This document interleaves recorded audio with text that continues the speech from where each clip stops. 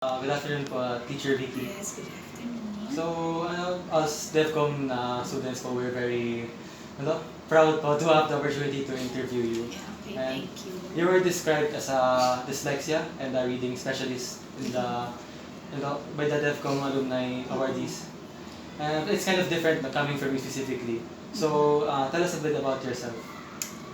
Okay, well, after I graduated from UP, I pursued my master's degree, and then I worked at UP Smith as a science researcher and trainer. And then after that, we put up the school. My mom is a teacher. Actually, I came from a family of teachers. So yung mami ko, lolo ko, tita ko, auntie ko, almost all members of our family are teachers. Though I never wanted to be one because the salary of teachers, especially way back then, is very low. So sabi ko, ayoko maging teacher.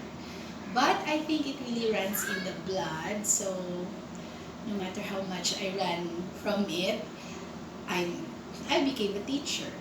And I never regretted it. So until now, at hanggang sa mamatay ako, I know I'll be a teacher. So I've been so fascinated with reading. It started when I wanted to teach my own child, my first daughter, to read. I'm not a reading teacher. I don't know how to. But she's my first child. So, syempre, gusto ko siyang turuan, di ba, ng pagbabasa. Kasi unang-una, I love to storytell. So, I want her to also read stories. Okay? So, gusto ko siyang turuan magbasa, hindi ko alam paano. Nag-research about it, but unfortunately, I didn't really find a material here in the Philippines na yung gusto ko na talagang matuturuan ko siya ng maayos ng pagbabasa. Kasi I tried to teach her alphabet in ABC, but no matter what I do, hindi talaga siya magbabasa ng the way I want her to read and genuinely. Kasi she would always be relying on pictures. Yung sun, kasi may picture ng sun, ganyan. So, sabi ko, paano ba talaga paano magturo ang isang batang hindi pa marunong magbasa? Nag-research ako. Tapos, on my own, pinag-aralan ko siya kung paano. Until I was able to put up the full lesson ko ng instant reader. So, that time, ang guinea pig ko, yung anak ko, panganay. So, it took me like a year. Kasi I have to really, inaayos ko, tinitingnan ko, minamatch ko, paano ko ituturo yung silent letters, paano ko ituturo yung mga kung ano-anong mga hindi, parang it is not read the way it is spelled. So, ang dami kong tanong na ganon. So, after a year, she was able to read. Then came my second son. Yung second son ko, nabuo ko na yung program ko. So, siya, in 20 days, napagbasa ko siya. Actually, hindi ako. Ang nagpabasa sa kanya yung husband ko, yung father niya. Kasi I need to take care of Laya, my eldest daughter. So, sabi ko sa husband ko, just follow my program. And then he did. Sinunod niya yon. Actually, 17 days lang nagbasa na siya. So, I really can't imagine na kaya niya kasi asawa ko hindi naman teacher. Yung tatay niya, yung papa niya. So sabi ko, i-try nga natin sa mga ibang bata kung ganun din ang magiging resulta. So I called the children of my friends, mga kapitbahay, mga kung sino-sino, pati yung public school, yung mga kung sino-sino. Sabi ko, alin nga kayo, tuturuan ko kayo magbasa. And then we got the same results. So they also read the same number of days my son read. So sabi ko, tingnan nga natin sa mga may mga special needs. Yung may mga ADHD, yung mga may autism, etc. And then we got the same results. So sabi ko, ay, ang galing naman, nakakatuwa. So after that, nag-try na ako mag-tutor one summer. Nagpaskil ako ng, hindi pa tart noon, yung parang streamer na tela, ganyan, sa may Jollibee. And then I got like 80 students came who wanted to read, and they all read. So, after that, yung husband ko na, si June, sabi niya, hindi naman pwedeng ililibre mo lagi yan. So, he put some business out of it na kailangan. Siyempre, magbabayad kayo, papel natin, yung ganito, kuryente, and all ganyan. So, sige, sabi ko, let's do it every summer. So, The rest is history. But of course, it's not easy. Kasi, it's not, I mean, allowing a child or letting a child read in 20 days is not something common. So, usually, 3 years yan. It takes 3 years before a child would really read. Kasi yung reading namin, hindi siya words. After 20 days, they will read sentences and simple paragraphs. And I started from 4 years old. So, hindi siya something common. So, you're in an academic community, so I got all the rejections and, lahat ng criticisms na, why are you doing this? That's against the rule. A child should not learn to read as early as that. But I have my reasons and my philosophy behind it kasi every child would sound out. Wala namang baby pa lang, hihingi ng tubig, sasabihin niya WQTR, diba? They would always make sounds like, and then the first word that they're going to say is mama. So talagang nagsasound. So it's really in accordance to the their natural faculties. But nobody would really believe me. I said, wala naman akong magawa, di ba? Ayaw nilang maniwala sa akin. But I said, they will know, they will believe probably soon or a few years after when I have when they see the results. So yun. So, and then, the dyslexia, I had encountered many students who are already in school. They didn't really go through our program, but they are already in school, like grade 2, grade 3, and they're still having a hard time reading. They have been through the conventional way of learning how to read. Pero bakit nahihirapan pa rin sila? So yun yung pinagtataka ko, bakit hindi sila natuto at lampas na sila, dapat marunong na sila. Kapag grade 3 ka na, paragraphs, may how and why and what if, ganyan na dapat sinasagot mo, higher order thinking skills.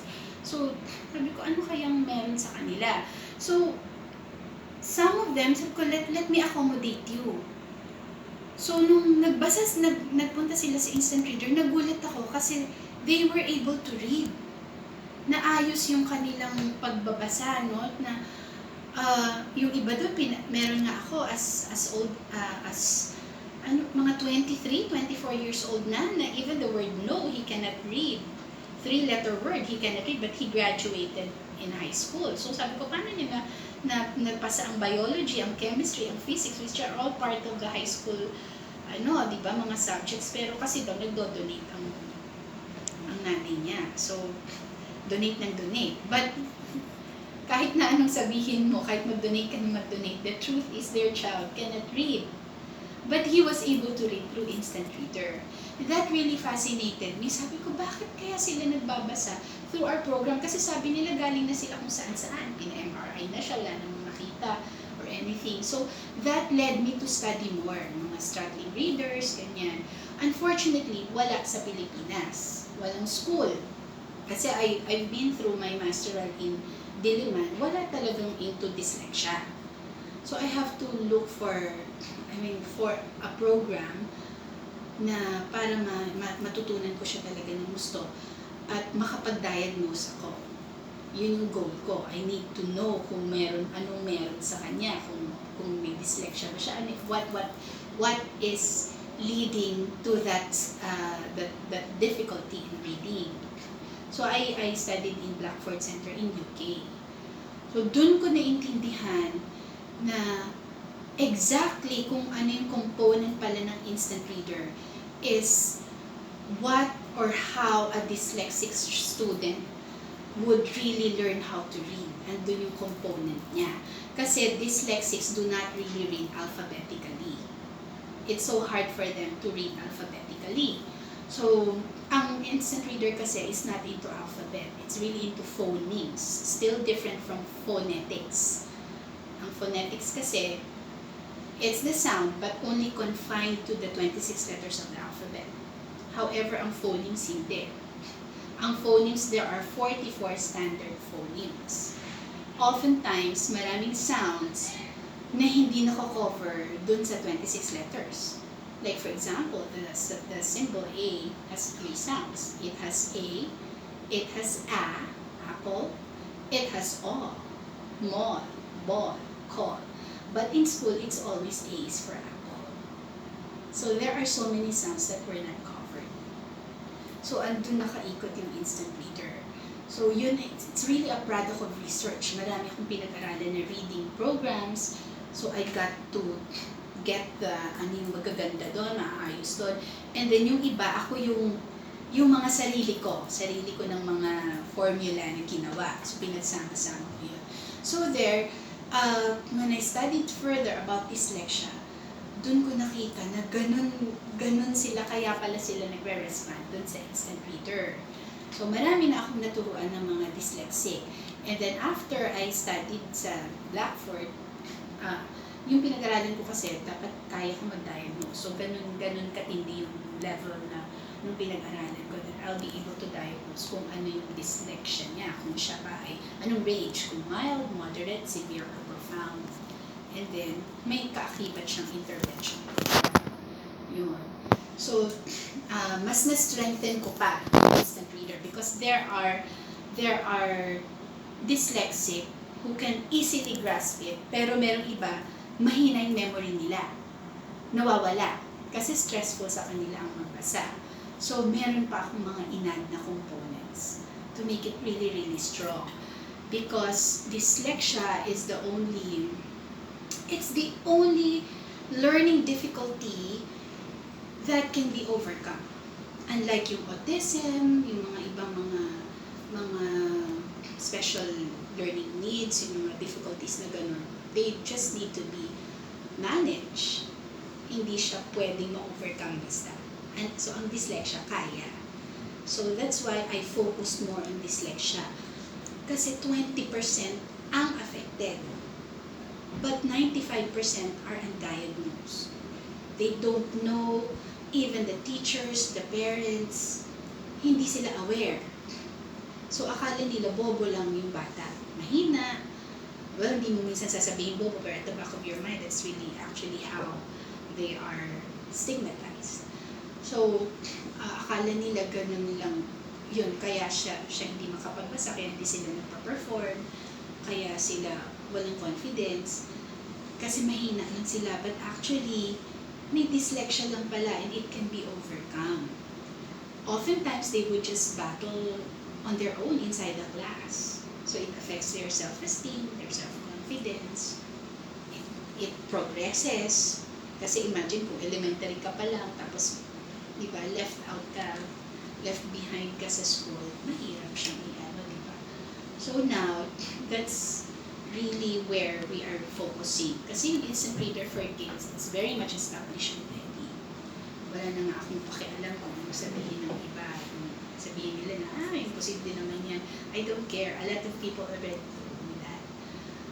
So now, we're into really helping a lot of struggling readers. Kasi 20% siya. 1:5 actually. So in every class, may 20% doon. They could be mild, they could be moderate, severe, or profound. So yun yung kabuuan. You've incorporated the focus on dyslexia to your educational program. Mm-hmm. Very So impressive. I'm into education.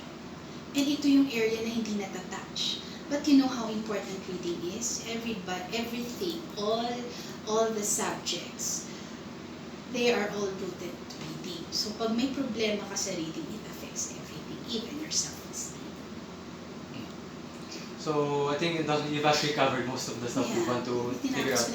But Just to finish it all off, what are the key lessons you would wish to share with us from your experiences?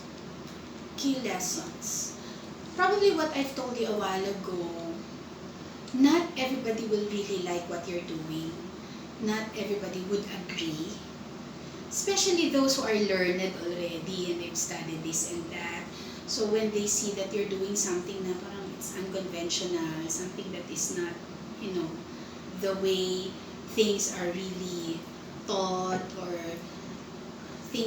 how things happen naturally, you would always hear people saying, no, you can't do it, that's really impossible. So for me, yun yung mga na-learn ko na talagang ganon, people will not like you. So if you're not willing to take the risk, you will just live a mediocre life. That's not what I want. So ang sa akin, hayaan mo na lang. Basta, hayaan mo na lang sila. Huwag kang mag-focus dun sa mga sasabihin nila. If you have something na alam mo in your heart na it can be done, and alam mo na makakatulong to sa mga tao, mas marami kang marireach dito. So, set aside mo yung mga sinasabi nila. And then another thing, I think no matter what you do nga, you will always fail. There will always be failures, you will always have mistakes, kahit na feeling mo, ito talaga yung magandang gusto kong gawin, pero mag-fail ka pa din. So you have to just learn to accept it, na talagang you will fail. And parang cliche, sasabihin nila, diba, you can't reach success without failure, but it's really true. You can't run away from it. And then hard work. There's really no shortcut to success. You have to go through the process. Ang diamond nga, diba, it started as a charcoal, coal, uling siya. And because of pressure, diba, too much pressure, it became a diamond. So you have a choice. Would you want to be comfortable and remain an uling for the rest of your life? Or become a diamond, which is really the most expensive stone, diba? So, may choice ka. Ayoko naman maging uling for the rest of my life. Sabi nga, YOLO, you only live once. Tapos uling ka lang. Huwag na. Mag-diamond ka na lang. You have to go through the process, the pressure. So, marami akong pressure na dinaanan. Marami. Handling a school, managing a school, children are becoming, harder to teach as the years go by. Totally different from the generations that I taught years ago, probably during your time. So, iba na ngayon. So, that's too much. But you have to be creative about it. You have to learn how they learn. You have to teach how they learn. So, kailangan mo mag-aaral ka lagi. Kailangan mo sila intindihin. Kailangan matutunan kung anong lingwahe nila, kung anong mundo nila, kung K-pop yan, kailangan kong pag-aralan. Manonood ako ng K-pop para lang maintindihan ko sila. Bakit ba sila baliw na baliw sa mga Koreano? So, manood rin ako. Tinignan ko lahat, pati yung mga games na pinaglalaroan nila. Which I also tell my teachers to do that. Kasi if you will resist that, do not get their heart. You need to let them realize that you care for them before they really understand what you're teaching. So yun. Yung mga language nila, yung mga world nila dyan, mga sa gadget nila dyan, tingnan mo. Para pagka pinagsabihan mo, naiintindihan mo, magko-compromise ka. Thank you for your time. Okay na ba yun? Oh, thank you. Na ba yun? Thank you. Thank you very much.